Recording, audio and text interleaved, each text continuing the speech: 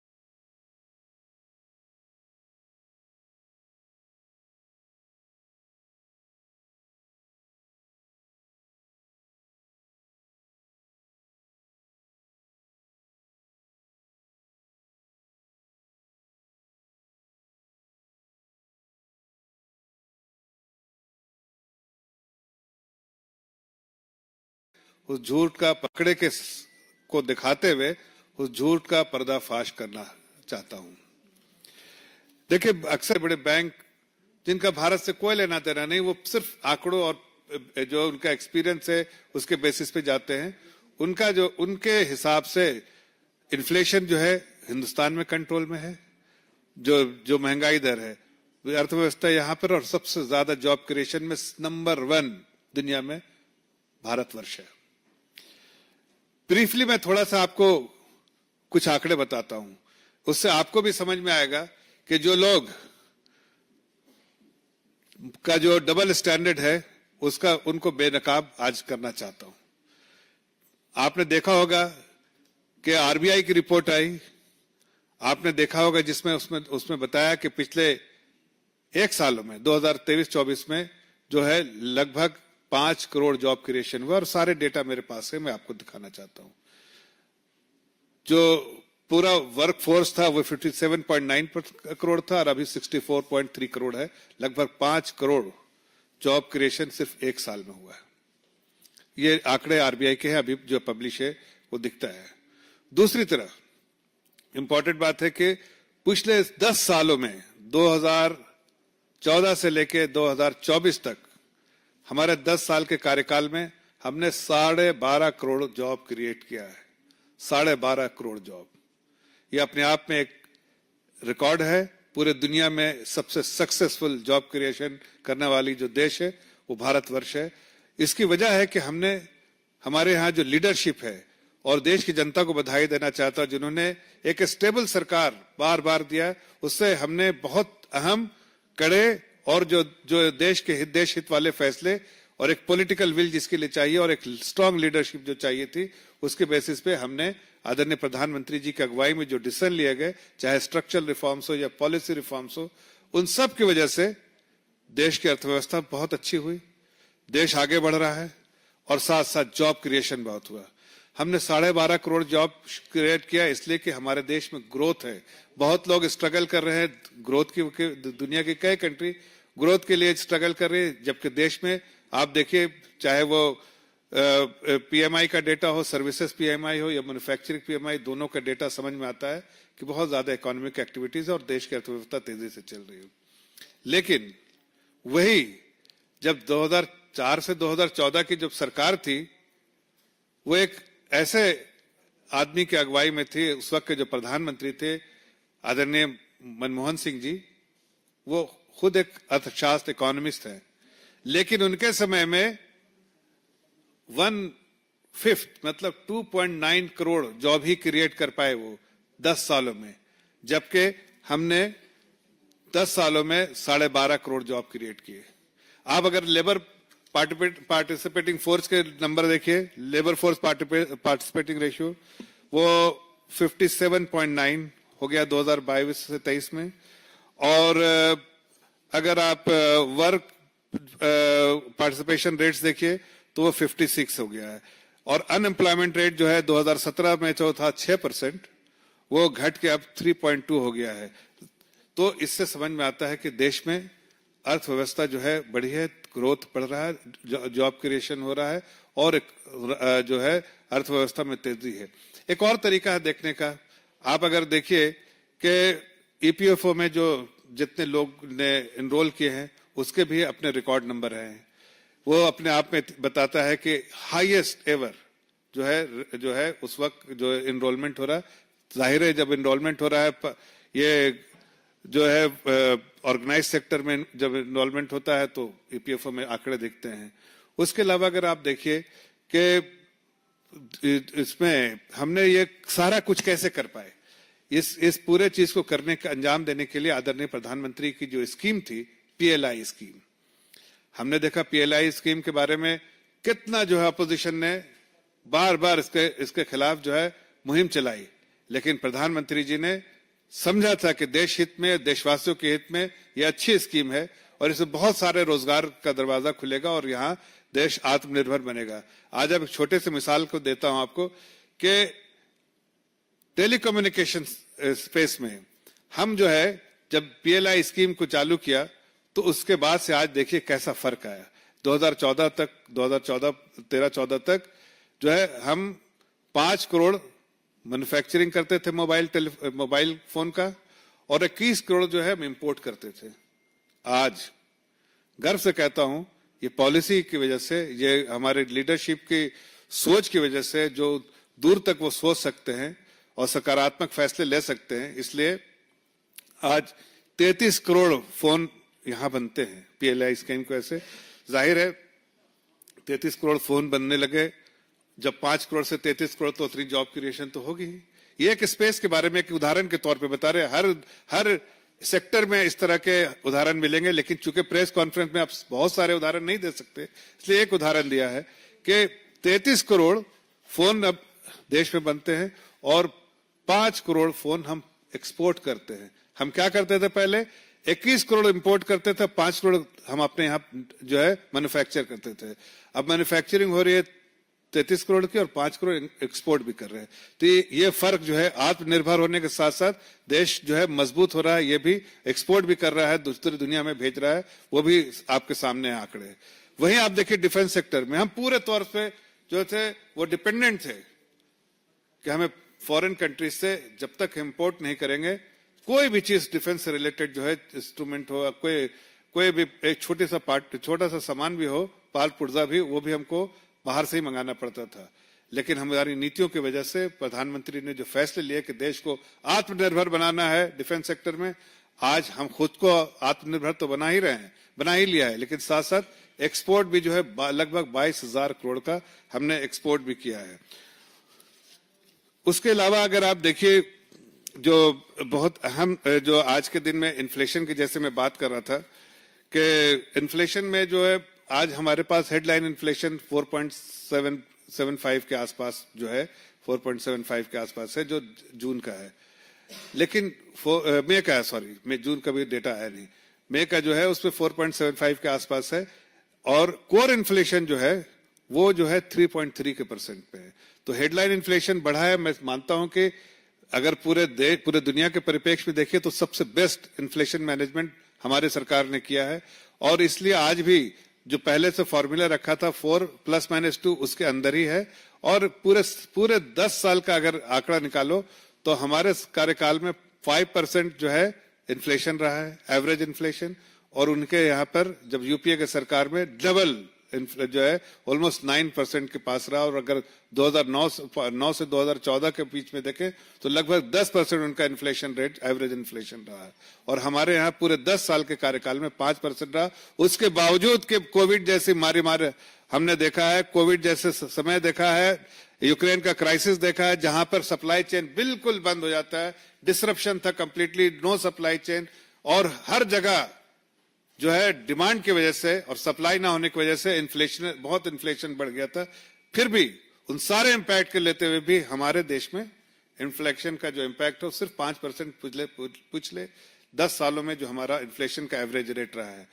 अब वही देखिए, यूपीए के समय में इन्फ्लेशन भी बढ़ा और बहुत सारी ऐसी चीजें हुई जिससे आपको समझ में आता है कि उसके समय में अर्थव्यवस्था जो है बहुत गलत तरीके से मैनेज हो रही थी।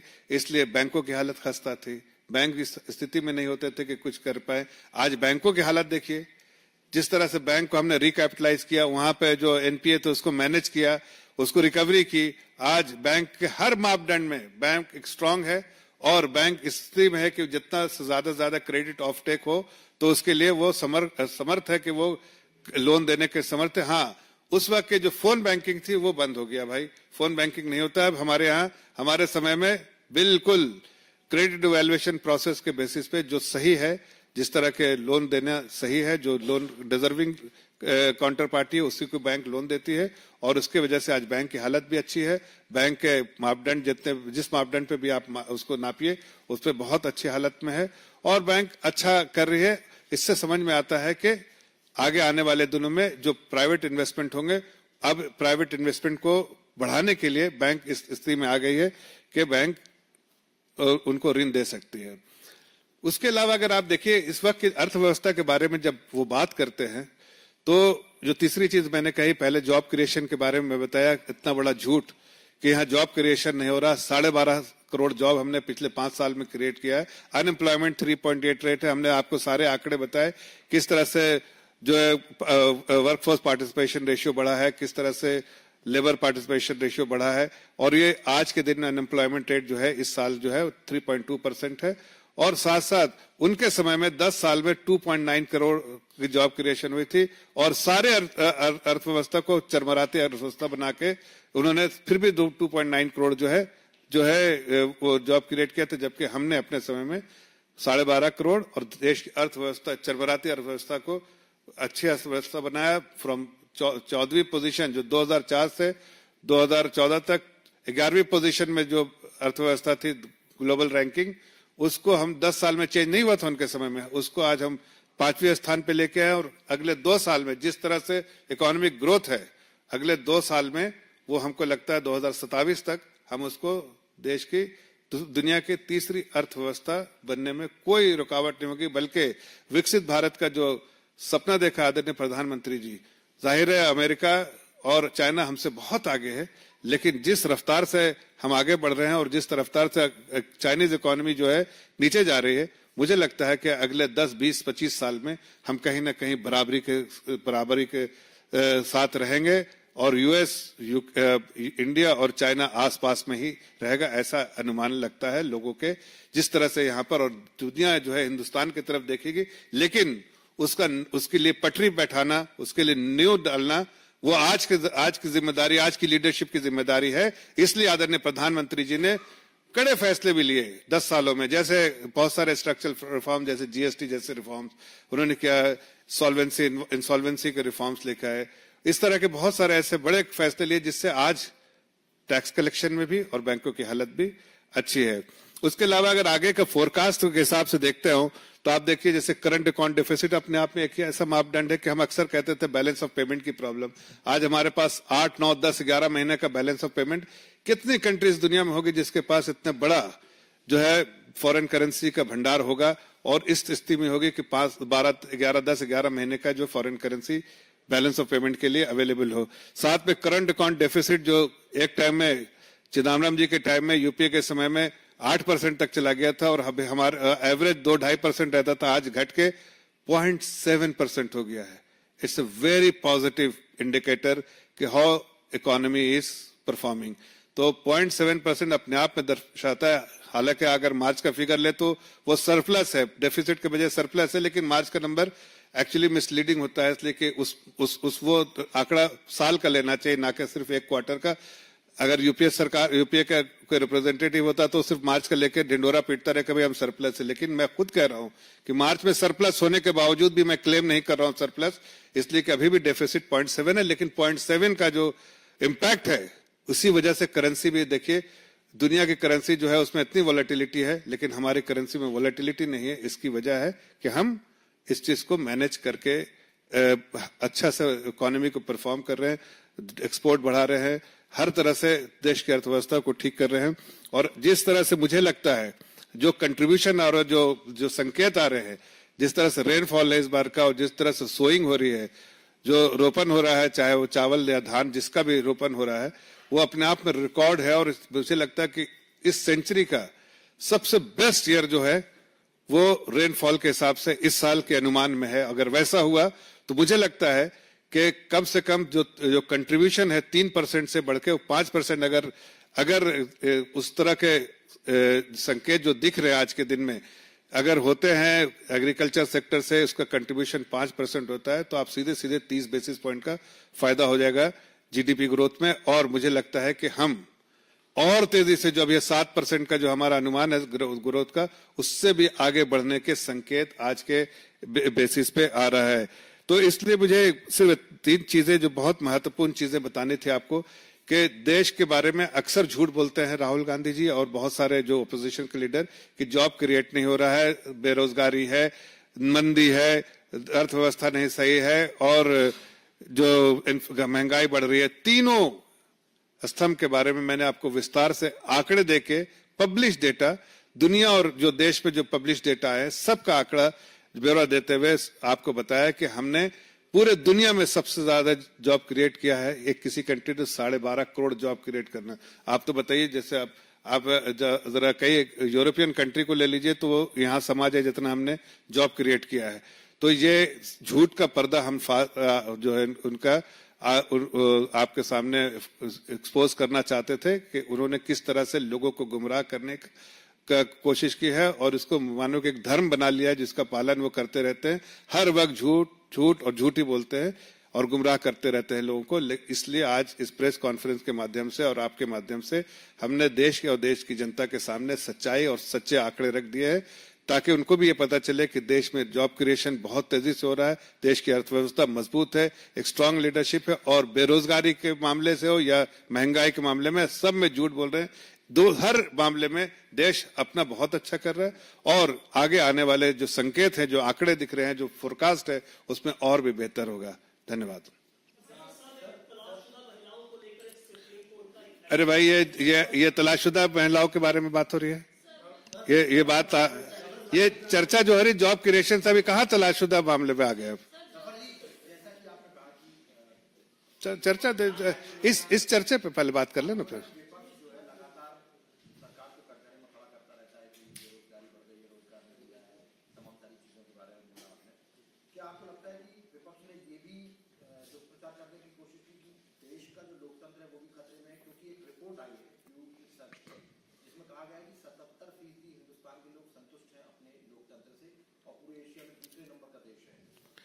देखिए, देश का हर व्यक्ति जानता है कि ये जो हाथ में कॉन्स्टिट्यूशन की किताब लेके जो है चलते हैं, वो अपने आप को ही एक्सपोज करते हैं, इसलिए कि हर को मालूम है ना तो कोई कॉन्स्टिट्यूशन में कोई चेंज होने वाला था और ना कोई ऐसी किसी ने ऐसी बात की थी, ना कोई चर्चा था। लेकिन वही जो है झूठ का जो है जो हमने कहा धर्म पालन करते हुए उन लोगों को गुमराह करते हैं, वर्गलाते हैं और सोचते हैं कि ये बहुत ज्यादा, लेकिन झूठ तो ज्यादा दिन चलता नहीं है।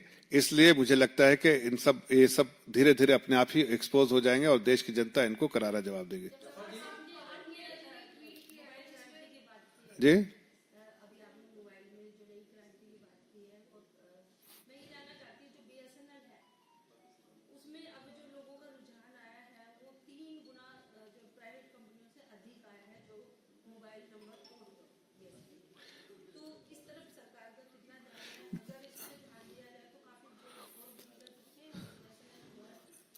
अच्छा सवाल किया आपने। मैं आपको एक बात बताना चाहता हूँ, चाहे बीएसएनएल हो, चाहे बहुत सारे, कभी आपने सुना होगा एमटीएनएल भी था, ऐसे बहुत सारे पब्लिक सेक्टर कंपनियों को उस वक्त की सरकार ने उसको मिसमैनेजमेंट की वजह से और उसकी जो स्ट्रेंथ उसको चूस लिया और उसको बुरे हालत में छोड़ दिया था। इसलिए पीएसयू की हालत बहुत खराब थी, सभी पीएसयू की। हमने पिछले 10 सालों में पीएसयू की हालत बहुत अच्छी की है। आप उसकी जो वर्थ है, वैल्यूएशन है, कितने टाइम बढ़ गई वैल्यूएशन, उसका आपको अंदाज, मैंने पिछले प्रेस कॉन्फ्रेंस में उसका आंकड़ा भी दिया था कि कितना टाइम जो है उसकी जो वर्थ वैल्यूएशन जो है, जो उसकी कीमत जो है, उस मतलब इसका जो उसको देखते हैं कि भाई इसका स्ट्रेंथ कितना और इसकी वैल्यू क्या होनी चाहिए मार्केट में, कितने टाइम बढ़ गए। इसलिए कि वो पॉजिटिव मैनेजमेंट, सही टाइम पे सही डिसीजन और जो उस पीएसयू के हित में और ध्यान देते हुए कि देश की संपत्ति उसका ध्यान रखते हुए अच्छा मैनेजमेंट, अच्छा डिसीजन लेने से और अच्छी लीडरशिप वहां देने से आज सारे पीएसयू इंप्रूव हो रहे हैं और जो बीएसएनएल भी बहुत अच्छा करेगा, आगे अनुमान है।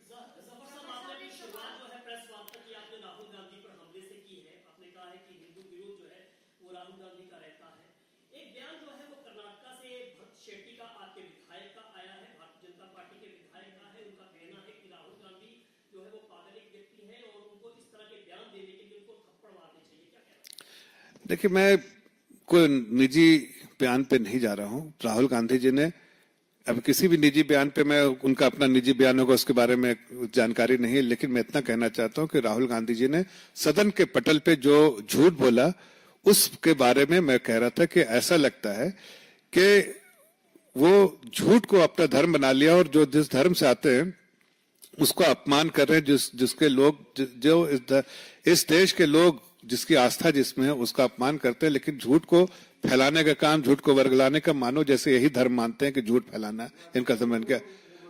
लेकिन मंदिर जाने से नहीं, लेकिन अगर झूठ बोल रहे हैं तो मंदिर तो पहले भी जाते थे, लेकिन झूठ बोलना जो है वो कहीं ना कहीं उनका एक जो है पेशा बन गया है और इसीलिए मैंने इस आंकड़ों के द्वारा उनके झूठ को एक्सपोज किया। Next please.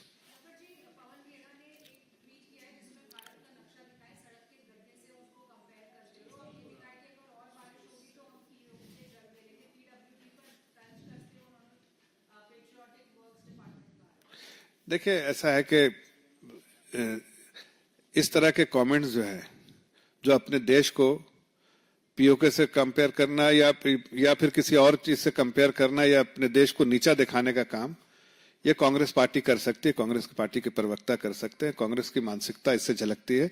हकीकत तो है कि देश, आज मैं 1000 ऐसे रिपोर्ट दे दूंगा आपको पूरी दुनिया की। आप देखिए, अभी आदरणीय प्रधानमंत्री जी मिले थे नोबेल लॉरेट से ऑस्ट्रिया में। उसने क्या कहा, उन्होंने क्या कहा अपने देश के बारे में? ये देश के बारे में उनका विचार है, जो यहाँ नहीं रहते और पूरी जानकारी इस देश के बारे में निचोड़ करके रखते हैं और सच्चाई को बोलते हैं। अब उनका तो कोई पॉलिटिकल एम्बिशन है नहीं है, इनका पॉलिटिकल एम्बिशन है, इसलिए झूठ का को बढ़ाने का काम करते हैं और इस तरह की ओछी चीजें जो है पब्लिक स्पेस में लाते हैं।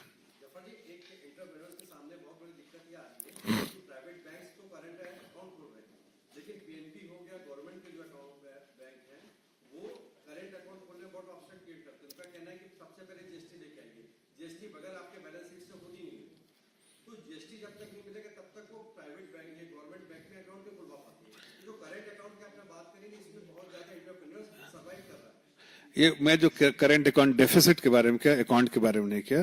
करंट अकाउंट डेफिसिट में देश का जो है, जिसमें बैलेंस ऑफ पेमेंट के बारे में उसका रेफरेंस किया, नॉट जो कासा जो है करंट अकाउंट सेविंग अकाउंट जो है उसके बारे में रेफरेंस नहीं दिया था।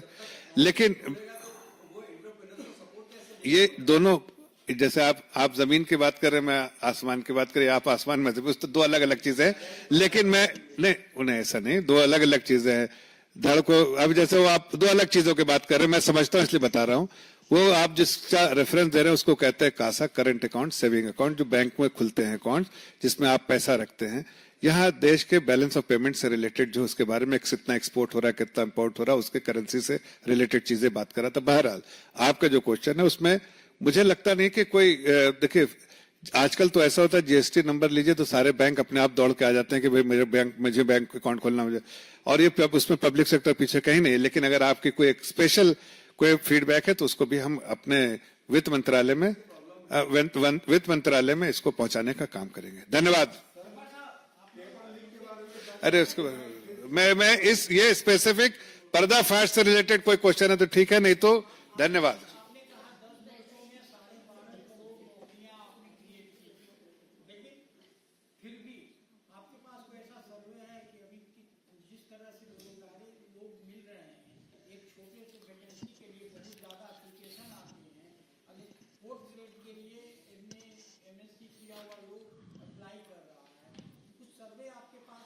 अब देखिए सबसे बड़ा मापदंड क्या है आपको बताता हूं।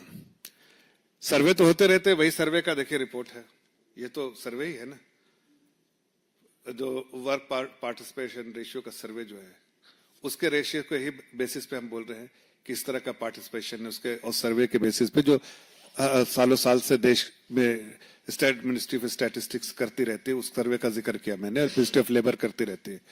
लेकिन मैं जो आपको एक दूसरे मापदंड की तरह से बताता हूं।